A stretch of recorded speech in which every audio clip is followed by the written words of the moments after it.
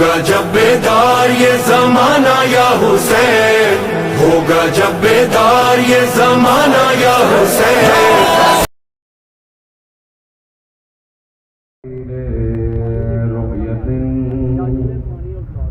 والخالق من غير روية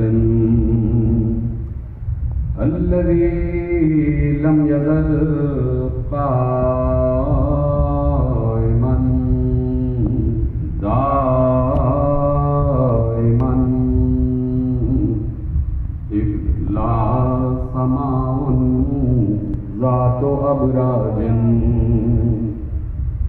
ولا ليل داج ولا بحر ساج ولا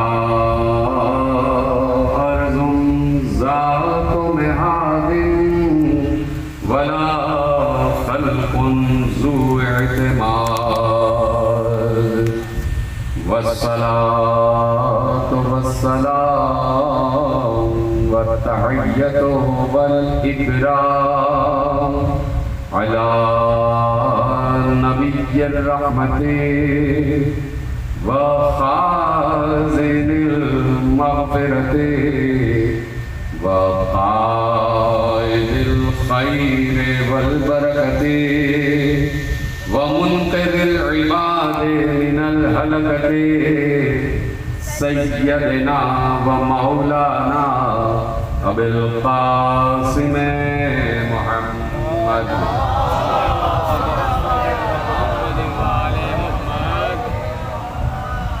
وأهل بيته الطيبين الطاهرين المعصومين المظلومين المنتخبين المنتجبين الذين أذهب الله عنهم الرجس وطهرهم تطهيرا.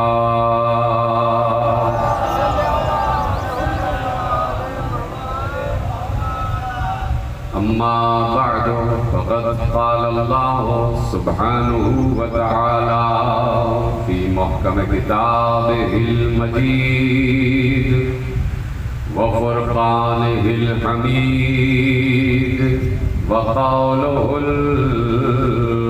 الحق بسم الله الرحمن الرحيم ثم أورثنا الكتاب الذين اصطفينا من عبادنا صلوات محمد وعلى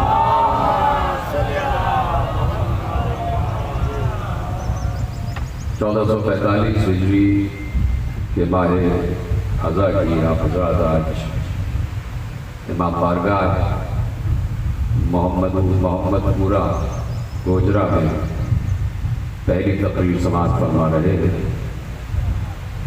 اور یہ ہمارا اختصاص ہے، یہ ہماری خصوصیت ہے کہ اللہ نے ہمیں حسین کے دامن سے وابستہ کر کے اسلام سے منسلک کیا ہوا ہے۔ ہمیں حسین نے بتایا ہے کہ اسلام کیا ہے، ہم حسین کے ذریعے سے جانتے ہیں کہ اسلام کیا ہے، اور جو تشریح اور جو توضیح اور جو تفسیر اسلام کی حسین کر دے وہ وہی تفسیر ہوگی کہ جو رسول والی تفسیر،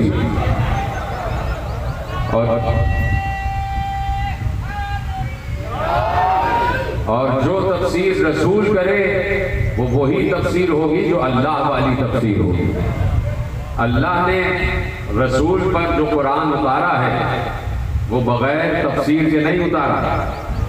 اللہ نے رسول پر جو آیتیں اتاری ہیں وہ صرف آیتوں کی صورت میں نہیں اتاری کہ امت تک پہنچا دو اور تمہارا کام ختم، نہیں، بلکہ رسول ایک ایک آیت کی تفسیر جانتے ہیں، ایک ایک لفظ کی تفسیر جانتے ہیں، ایک ایک حرف کی تفسیر جانتے ہیں، اور رسول نے اس امت کو پورا قرآن تفسیر کے ساتھ حوالے کیا، تعبیر کے ساتھ حوالے کیا، کوئی ایسی آیت نہیں تھی کہ پیغمبر نے آیت پڑھی ہو اور اس کی تفسیر نہ کی ہو۔ اب وہ علیحدہ بات ہے کہ کوئی پیغمبر کی طرف توجہ کرتا تھا، کوئی اس کان سے سنتا تھا اس کان سے نکال دیتا تھا۔ وہ علیحدہ بات ہے کہ پیغمبر خطبہ دے رہے ہوتے تھے، توجہ ہے نا، وہ علیحدہ بات ہے کہ پیغمبر خطبے دے رہے ہوتے تھے، جمعے کا خطبہ چل رہا ہوتا تھا اور مسجد کے باہر کوئی تاجر آ کے کسی چیز کے بیچنے کی آواز لگا دے تو لوگ خطبہ چھوڑ کر چیز خریدنے چلے جاتے تھے، اور پھر بعد میں پوچھتے تھے کہ پیغمبر نے کیا کہا، پیغمبر نے کیا کہا۔ تو اب جس نے پیغمبر سے قرآن کی بے سے لے کے والناس کی سین تک سنا ہو، اور جس نے پیغمبر سے قرآن کی تفسیر کا ایک ایک لفظ سنا ہو، تو ہم نے قرآن اسی سے لیا ہے اور تفسیر بھی اسی سے لی ہے۔ ہم کسی اور تفسیر پر یقین نہیں رکھتے، ہم کسی اور تعبیر پر یقین نہیں رکھتے۔ پیغمبر نے جنہیں لعاب دہن چسایا ہے، پیغمبر نے جنہیں اپنی زبان چسائی ہے، یعنی پیغمبر نے جنہیں اپنی زبان دے دی ہے، جن کے پاس پیغمبر کی زبان ہے، تو ہم زبان رسالت سے قرآن لے رہے ہیں، زبان رسالت سے قرآن لے رہے ہیں۔ نہیں، جملے پہ آپ نے غور نہیں کیا، ہم صرف زبان رسالت سے قرآن نہیں لے رہے، ہم اس زبان سے قرآن لے رہے ہیں جس زبان کو اللہ کی زبان کہا جاتا ہے۔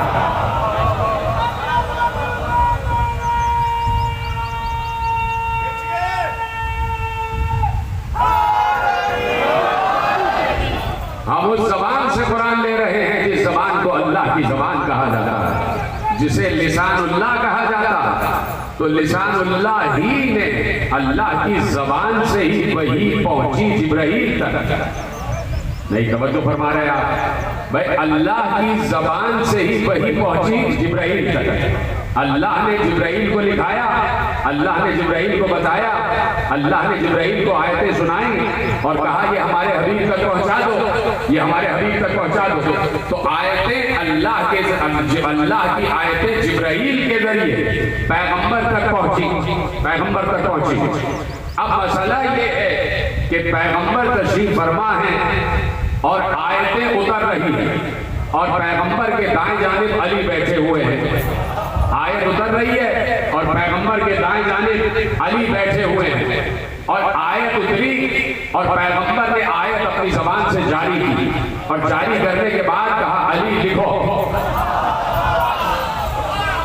علی لکھو، یعنی پیغمبر پر آیت نازل ہوئی، جبرائیل لکھوا رہے ہیں، جبرائیل ایسے کھڑے ہوئے ہیں اور پیغمبر بیٹھے ہوئے ہیں، پیغمبر کے دائیں جانب علی بیٹھے ہوئے ہیں، اور پیغمبر پر آیت اتر رہی ہے، اور پیغمبر نے کہا علی لکھو۔ تو جو پیغمبر سن رہے تھے وہ علی کو لکھوا رہے تھے، علی لکھتے جا رہے تھے، علی لکھتے جا رہے تھے، اور علی کی نگاہ وہ نگاہ ہے کہ جو رسول دیکھتا ہے وہی علی دیکھتا ہے، جو رسول سنتا ہے وہی علی سنتا، اور اسی لیے علی نے نہج البلاغہ میں کہہ دیا تھا کہ انی اشم ریح النبوہ، میں نے خوشبوئے رسالت کو سونگھا ہے۔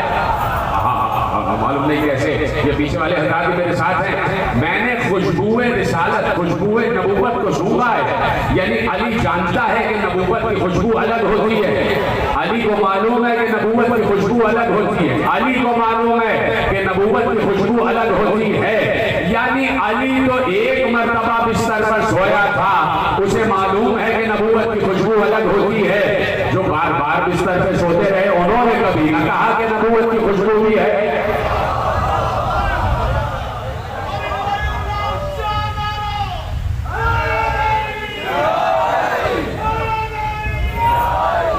توجہ فرمائی آپ نے، علی نے کہا کہ میں نے نبوت کی خوشبو کو سونگھا ہے، میں نے نبوت کی خوشبو کو سونگھا ہے، میں نے وہی اترتے ہوئے سنا ہے، میں نے سنا ہے، وحی کی آواز سنی ہے میں نے، اور نبوت کی خوشبو کو دیکھا ہے، نبوت کی خوشبو کو سنا ہے۔ تو پیغمبر نے کہا یا علی، جو میں دیکھتا ہوں وہ تم دیکھتے ہو، جو میں سنتا ہوں وہ تم سنتے ہو۔ تو اب پیغمبر پر وحی اتر رہی ہے اور پیغمبر علی کو لکھوا رہے ہیں۔ تو ایسے میں جو نبی دیکھ رہا ہے وہی علی بھی دیکھ رہا ہے نا، وہی تو علی نے کہا کہ میں وہی، رسول نے کہا کہ یا علی، جو میں دیکھتا ہوں وہ تم دیکھتے ہو، جو میں سنتا ہوں وہ تم سنتے ہو، کہا کہ نہیں کہا؟ تو اب پیغمبر دیکھ رہے تھے جبرائیل کو، امت میں سے کوئی جبرائیل کو دیکھ نہیں پاتا تھا، امت میں سے کوئی جبرائیل کو دیکھ نہیں پاتا تھا۔ جبرائیل کبھی کبھی اترتے تھے دہے کلبی کی شکل، پیغمبر کے خوبصورت صحابی تھے جن کا نام دہے کلبی تھا، قبیلہ بنی کلاب سے ان کا تعلق تھا اور خوبصورت تھے، تو کبھی کبھی جبرائیل ان کی شکل میں نازل ہو جاتے تھے، اور کبھی کبھی جبرائیل اپنی شکل دکھاتے ہی نہیں تھے، کہ صرف پیغمبر کو معلوم ہوتا تھا کہ جبرائیل اتر رہے ہیں، اور امت سمجھ جاتی تھی کہ اس وقت سجدے کو دور دیا ہوا ہے، کوئی وحی اتر رہی ہے۔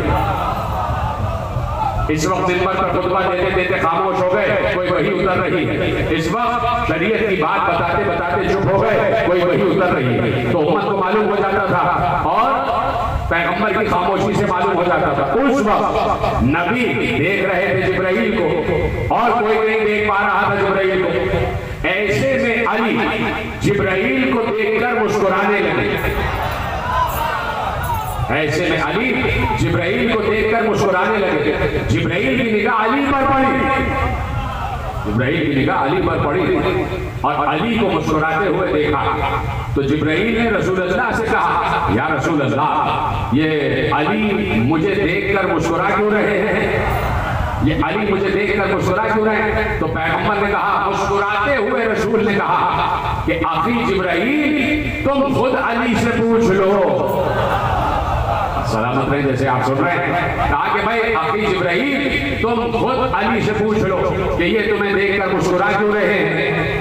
اب جبرائیل علی سے مخاطب ہوئے، جبرائیل علی سے مخاطب ہوئے۔ دیکھیے یہ جتنے فرشتے آتے ہیں، مثلا آپ کے اذہان عالیہ کی طرف ایک روایت منتقل کر رہا ہوں، تیار ہے سننے کے لیے؟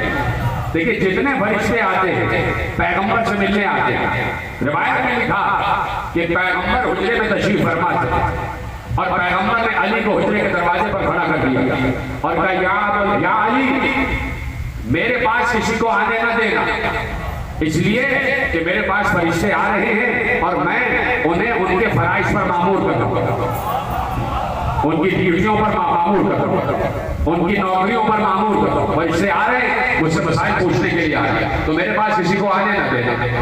ایسے میں کوئی صحابہ آ گئے اور علی نے کہا ابھی رسول اللہ نہیں مل سکتے، اس لیے کہ پیغمبر نے منع کیا۔ کہا کیوں منع کیا ہے؟ کہا فرشتے آئے ہوئے اور پیغمبر سے فرشتے باتیں کر رہے ہیں، اور اس وقت تک 50,000 فرشتے آ چکے، اس وقت تک 50,000 فرشتے آ گئے پیغمبر سے ملاقات کرنے کے لیے۔ وہ چلے گئے، تھوڑی دیر بعد پھر آئے اور کہا کہ اب میں رسول سے مل سکتا ہوں؟ کہ نہیں، ابھی بھی نہیں، ابھی بھی فرشتے آ رہے ہیں اور اب تک 2 لاکھ ملائکہ آ کے رسول سے مل کے جا چکے ہیں۔ وہ پھر چلے گئے، تیسری مرتبہ آئے، کہا اب مل سکتا ہوں؟ کہ نہیں، ابھی بھی نہیں مل سکتے، اب تک پیغمبر کے پاس 3 لاکھ ملائکہ آئے اور جا چکے ہیں۔ ایسے میں چوتھی مرتبہ آئے تو پیغمبر نے اجازت دے دی۔ جب وہ پیغمبر کے پاس آئے تو پیغمبر کو سلام کیا اور سلام کرنے کے بعد کہا یا رسول اللہ، فرشتے آپ سے ملنے آ رہے تھے اور تعداد علی بتا رہے تھے۔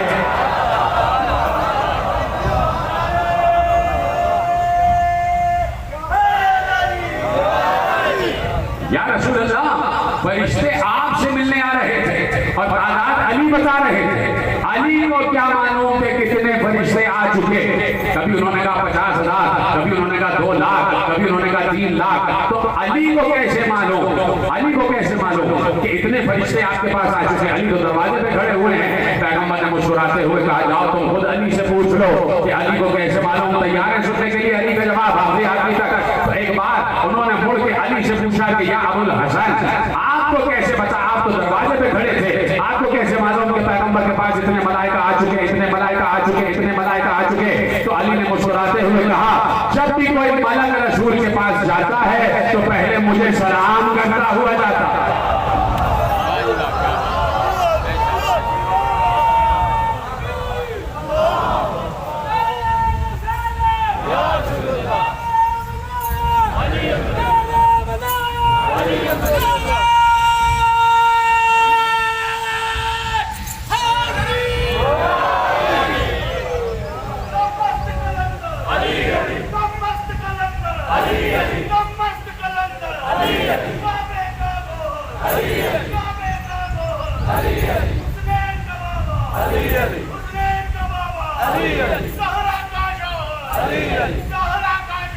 علی علی